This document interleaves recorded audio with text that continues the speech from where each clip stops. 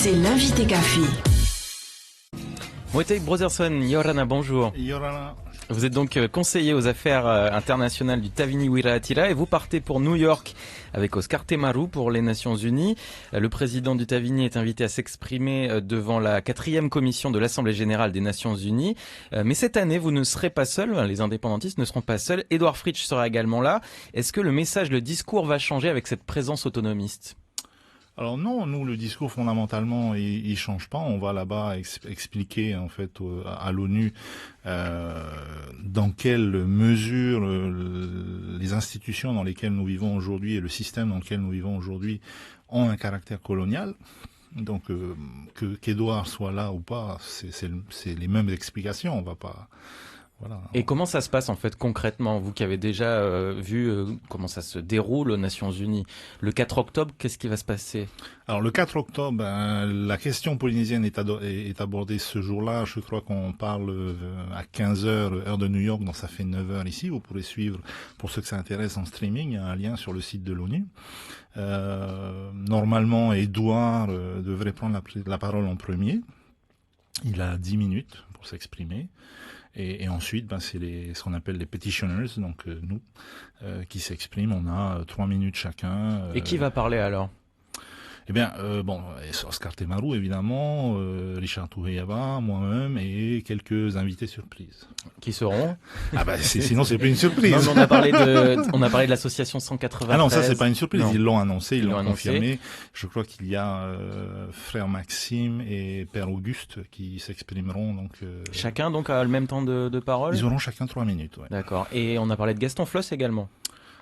Ah, alors ça c'est un scoop. Non, je sais pas. Ce sera pas la surprise. Non, si bien, ça va être ambiance. Hein. Il me semble qu'Oscar Temaru avait annoncé. Tout le mal qu'il a dit de l'ONU, je sais pas s'ils vont bien le recevoir. En tout cas, donc il y aura donc ces personnes qui vont prendre la parole. Et je crois que le projet de résolution, le texte, parle de la souveraineté sur les matières premières, les ressources de la Polynésie française.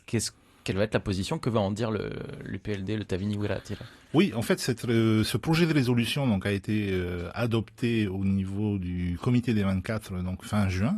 C'est ce qu'on appelle la décolonisation. Ça c'est le comité spécial de suivi de la décolonisation. C'est eux qui voient si la France est un bon élève et fait bien ses devoirs et qui donne des bons points ou pas. Et la 4e commission, c'est celle qui ensuite intègre les observations du comité des 24 et les transmet en fonction de ce qui a été observé.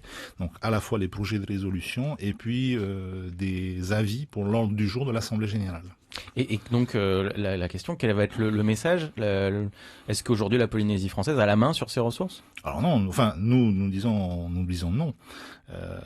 Il faut pas confondre compétence et souveraineté. Aujourd'hui, on nous accorde certaines compétences dans le cadre du statut qui n'est pas voté à l'Assemblée, qui est voté à l'Assemblée nationale, enfin au Parlement français. Donc ce qui nous est accordé aujourd'hui peut être changé demain, à 20 000 km d'ici, d'une part, et d'autre part, donc dès aujourd'hui, si on lit bien le statut, alors c'est subtil, évidemment, tout ce qui est dans la langue de Molière est très subtil. Vous avez l'article 42 qui dit oui, vous êtes compétent pour explorer, même exploiter, tout ça. Sauf que, juste avant, vous avez une réserve à l'article 14 qui dit « sauf pour les matières premières stratégiques ». Il y avait déjà eu une réponse du ministère des Outre-mer là-dessus en disant que les matières stratégiques, en gros, c'est l'uranium, c'est pour le nucléaire. Non, c'est une farce. Je crois que je sais pas qui a rédigé la réponse de la ministre, mais il n'a pas lu la liste des matériaux stratégiques et il sait absolument pas comment ça se goupille. La liste des matériaux stratégiques, c'est une simple décision du président de la République. Il se réveille demain matin, il décide que la noix de coco est stratégique. Il appelle son Premier ministre. Le Premier ministre prend un décret et c'est rajouté à la liste des matériaux stratégiques. Ça passe même pas devant le Parlement. Voilà. Aujourd'hui, il y a 17 éléments dans la table dans le tableau de Mendeleev là qui sont considérés matériaux stratégiques et ils font partie de tout ce qu'on trouve là au fond de nos océans. Moitei Brotherson du Tavini Wirahatira est avec nous ce matin dans l'invité café.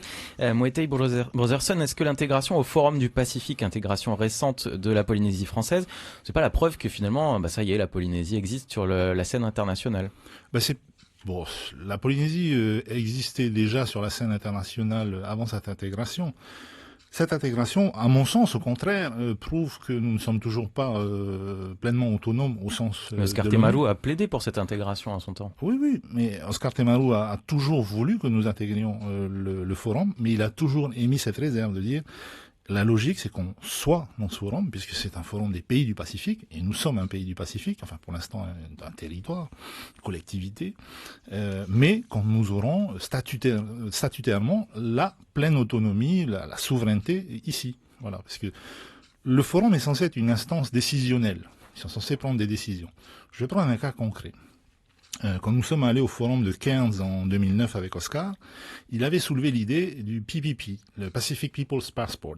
Donc une espèce de passeport qui permettrait aux gens du Pacifique de circuler librement, sans avoir besoin de visa, etc., etc. Comme l'Union européenne, dans un voilà, sens. Une sorte d'Union européenne, mais du Pacifique. Bon, imaginons qu'en 2017, au prochain forum, les pays du forum disent « Eh ben, allons-y, banco, créons le PPP ». Est-ce que vous pensez qu'Edouard Fritsch a la compétence de dire oui? Non. L'immigration, c'est pas nous. Les passeports, c'est pas nous. Sur mon passeport, il y a marqué que je suis né en France, d'ailleurs. Mais bon. Donc, à partir de ce moment-là, le forum cesse, pour moi, d'être une instance décisionnelle. Puisque qu'est-ce qui va se passer s'ils disent on lance le PPP? Eh ben, Edouard, il va devoir aller voir monsieur l'ambassadeur de France dans le Pacifique, lui dire alors monsieur l'ambassadeur, je suis très embêté. Qu'est-ce qu'on fait? On dit oui, on dit non. L'ambassadeur lui-même va pas pouvoir répondre. Il dit écoutez, il faut que j'envoie un courrier. Enfin bon, c'est... Mais est-ce que Monteil Broderson, est-ce que cette intégration, tout de même, au plan politique, c'est pas un bon coup pour Edouard Fritsch qui va arriver aux Nations Unies et dire, bah regardez, on a quand même notre part à faire sur la scène internationale. C'est un coup de com'. Mais si on observe bien ce qui a été décidé et les motivations du forum, ils sont bien clairs là-dessus, hein. Le Premier ministre néo-zélandais l'a rappelé. Cette intégration ne signifie en aucun cas que nous considérons que la Polynésie est autonome au sens de l'ONU. Les raisons sont purement politiques. Donc c'est le lobbying français depuis, on va dire, depuis la COP 21, hein, avec les accords de Tapu-Tapu-Atea, la visite de Valls en Australie. Bon, il y a des sous-marins en jeu. Et la visite de Hollande ici. La visite d'Hollande ici. Mais voilà, les raisons sont purement économique, puisque nous sommes un acteur économique dans le Pacifique, et puis politique, parce qu'il y a eu le lobbying français. Le communiqué de la nouvelle ministre le dit d'ailleurs, hein, cette intégration au forum, c'est le résultat de la diplomatie française. C'est pas à mettre au crédit d'Edouard Fritsch. Alors, Monteil Broderson, pour parler maintenant d'un autre sujet, la présidence de la République française, Oscar Temaru est candidat. Est-ce qu'il pense que ses ancêtres sont gaulois? Alors avant ça, j'ai apporté des frifris puisqu'on m'a dit que c'était une émission sur le café. Donc je vous demandais de faire passer les frifris. Ils viennent de Pamaté, ils sont excellents. Donc merci beaucoup, Monteil. Donc Oscar Temaru, non mais plus sérieusement, combien de promesses de parrainage il a aujourd'hui? Alors aujourd'hui, puisque c'est moi qui les comptabilise, les promesses de parrainage, on est très exactement à 327. 327, donc ça augmente. Il en faut 500, on rappelle. Il en faut 500 répartis dans 30 départements ou territoires, donc sur l'ensemble de la République française. C'est un peu la difficulté, parce qu'il suffit pas d'en avoir 10 fois 50, il faut en avoir répartis sur ces 30 territoires ou départements. Et après la présidentielle, il y a les législatives. Est-ce que l'UPLD y participera? Alors, l'UPLD certainement, enfin en tout cas au niveau du Tavini, donc il y a eu un comité directeur qui s'est tenu il y a 3 semaines de ça, et la décision de participer aux législatives est entérinée. Après, maintenant, il reste à trouver les candidats. Mais justement, donc ça veut dire pourquoi ne pas se contenter des législatives, de l'élection des députés, puisque si j'ai bien suivi, le discours d'Oscar Temaru, c'est de dire si je suis candidat à la présidentielle et si j'arrive en tête en Polynésie, ça prouvera que le peuple polynésien est en faveur de l'autodétermination. Est-ce que je suis bien? C'est bien ça? Ça va au-delà. Ça va au-delà. Je crois que vous avez pas bien écouté ce qu'Oscar a dit, ou il s'est peut-être pas exprimé suffisamment clairement. Alors, qu'est-ce qu'il dit?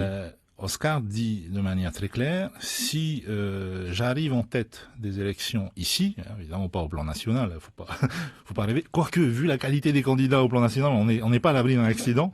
On serait bien embêté pour le coup, mais bon. Non. Donc, ce qu'il dit, c'est que si on arrive en tête ici et qu'on a la majorité des suffrages par rapport aux inscrits, enfin, lui, en tout cas, enverrait un courrier à la fois au président de la République et à l'ONU pour dire Ça prouve que les gens donc sont en faveur, pas de l'autoproclamation, mais de l'indépendance. Directement.